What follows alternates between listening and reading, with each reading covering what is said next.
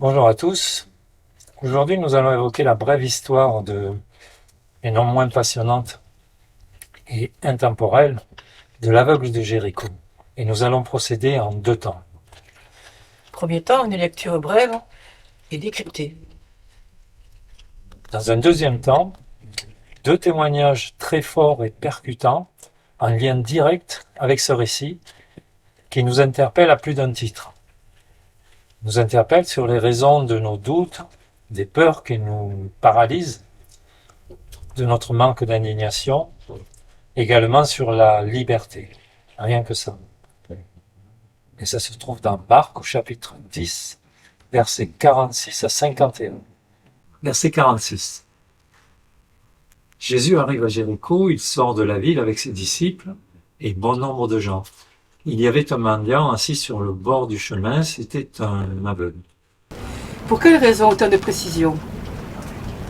La chronologie est importante pour entrer en résonance avec le texte.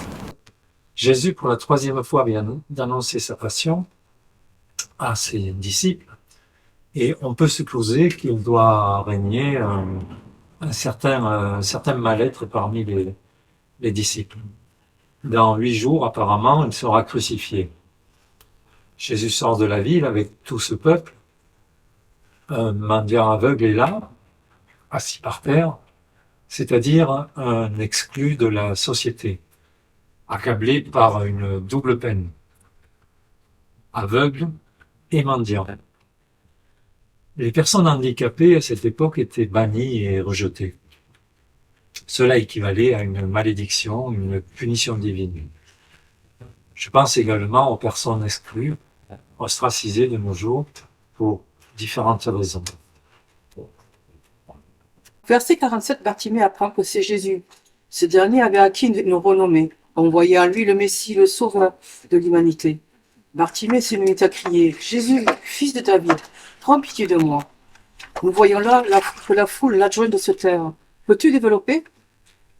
Se taire comme l'on fait taire ceux qui n'ont aucun droit, les exclus, les marginaux, en les parquant dans des bagnoles ghettos, des logements insalubres.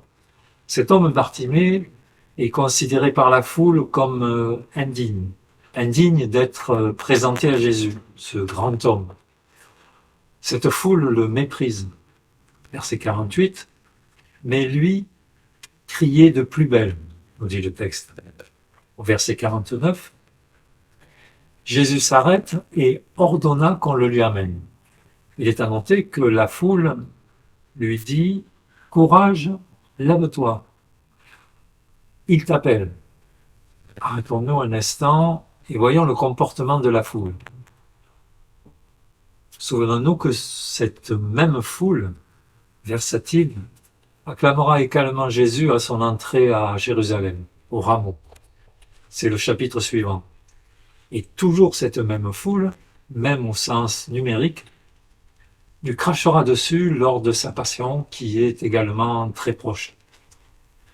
Au fond, rien de nouveau sous le soleil. Il y a peu, j'entendais à la radio qu'une foule de supporters a caillassé le bus des joueurs de foot, blessant quelques-uns à cause des mauvais résultats. Alors que peu de temps avant, ils les adulaient comme des stars. Nous aussi, nous pouvons parfois être des sujets de cette foule. Au verset 50, l'aveugle laisse son manteau et d'un bond il est près de Jésus. Il est déterminé.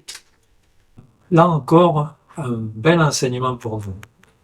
Il laisse son manteau, c'est-à-dire tout ce qu'il possède. Le vêtement dans la Bible est symbole d'identité. De plus, rester immobile dans le froid et l'humidité est impossible sans ce vêtement. Symboliquement, qu'est-ce que cela signifie pour chacun de nous?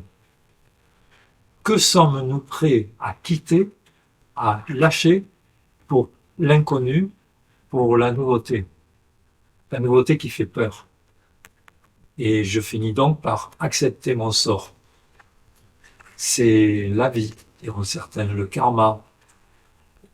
Il est ici question de foi, d'un choix personnel qui consiste à oser l'inconnu de Dieu.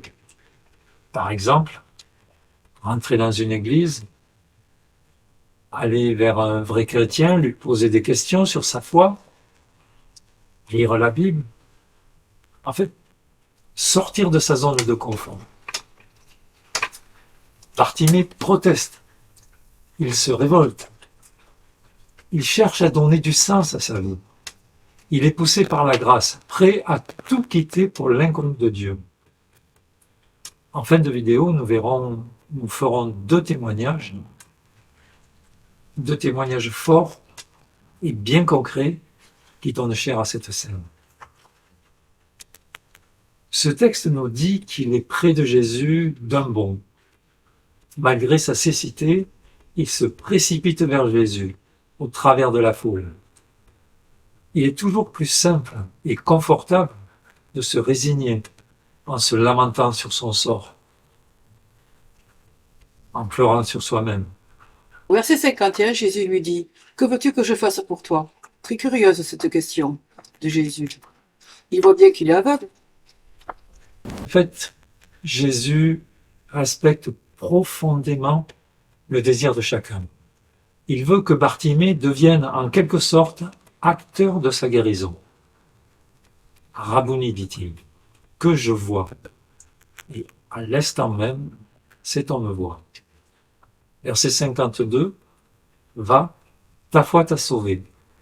Jésus ne dit pas, ma foi t'a sauvé. Et il se met à suivre Jésus. Nous voyons ici qu'un homme affligé d'une double peine, mendiant et aveugle, à présent guéri, il est debout, il a retrouvé sa dignité et il suit Jésus sur le chemin. Contrairement au jeune homme riche qui était venu chercher la lumière et s'en retourne imbu de sa personne à cause de ses grands biens. Autrement dit, de sa suffisance. Bartimée, lui, est dans l'humilité. Il est déterminé. Est-ce parce qu'il n'a plus rien à perdre? Je dirais que selon moi, c'est plus subtil que cela. La foi est une grâce que l'on accueille ou que l'on laisse passer. De fait, Jésus ne repassera plus par là de son vivant. Il est très facile d'accabler la fatalité, installée dans une routine, une habitude qui rassure. Se poser des questions, chercher la vérité, peut être déstabilisant, car il va falloir se regarder en face et prendre une décision radicale. Il en est de même pour chacun de nous.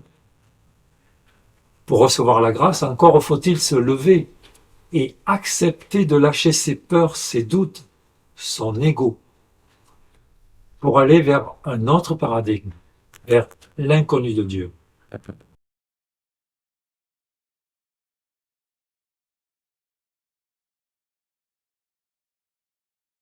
Au verset 47, Bartimée se met à crier « Jésus, fils de David, prends pitié de moi ».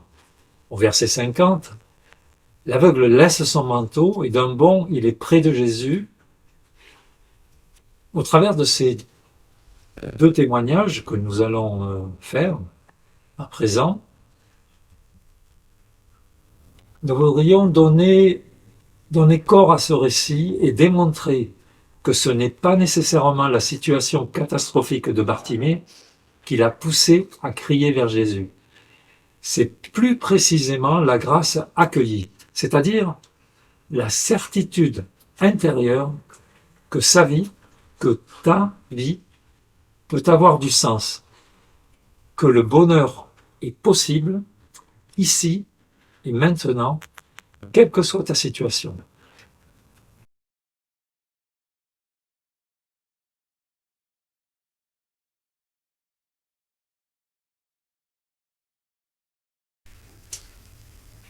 Premier témoignage.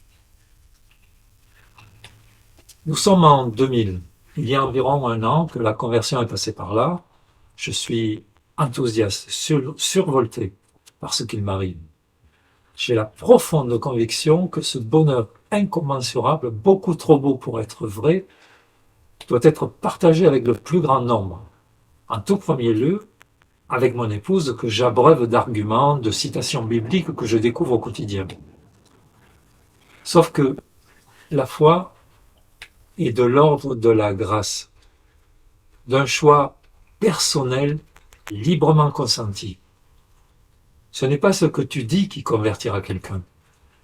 C'est ce que tu es, ce que tu vis en vérité, qui crie plus fort. Le résultat, un profond et durable mal-être s'était immiscé dans notre couple. Lors d'une messe, dans l'homélie, il fut question de la puissance de la prière. À compter de ce jour, je n'ai plus évoqué ma foi, pas même suggéré. Je me suis simplement mis à prier avec ferveur. Isabelle, mon épouse, m'avait appris le Notre Père et le Je vous salue Marie que j'ignorais complètement. Peu de temps après, une personne que nous ne connaissions pas nous aborde et nous conseille d'aller en pèlerinage à Medjugorje, un sanctuaire catholique qui se trouve en Croatie. 10 jours plus tard, nous voilà rendus. À peine étions-nous descendus du bus, Isabelle me demande de l'accompagner à la cathédrale. Je suis très étonné car, en France, elle traînait les pieds le dimanche pour aller à la messe.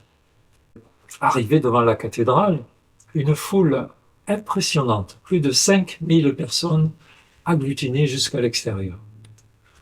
Et quelle ne fut pas ma surprise de voir mon épouse se diriger vers cette foule qui se scindait en deux, lui laissant un passage au fur et à mesure qu'elle avançait à l'intérieur de la cathédrale. Elle s'est dirigée d'un pas assuré directement vers la statue de Marie qui se trouve, si mes souvenirs sont bons, au centre dans cette immense cathédrale, côté droit, je pense. Je dois préciser que nous n'avions jamais mis les pieds en ce lieu. La foule se scindait toujours devant elle, la dirigeant directement vers la statue, et elle se refermait derrière moi. Arrivé devant la statue de la Vierge, il y avait 3 emplacements. Et prier, genoux. Et donc, tous ces gens patientaient docilement. La personne située au centre se lève. Tout naturellement, Isabelle prend place sans avoir ralenti son pas. Tout était parfaitement synchronisé. Pour ma part, j'avais compris ce qui se passait pour elle. Je pris la direction de droite vers une porte latérale pour l'attendre à l'extérieur, persuadé qu'elle me retrouverait sans problème, étant donné ce que je venais de voir. Je dois préciser, pour bien comprendre la teneur de ce miracle, et je pèse mes mots, car mon épouse était à cette période agoraphobe sévère. Je devais l'accompagner au supermarché, notamment car il lui était impossible de braver seul, ne serait-ce qu'un petit groupe. Après un temps, la voilà qui me rejoint, rayonnante.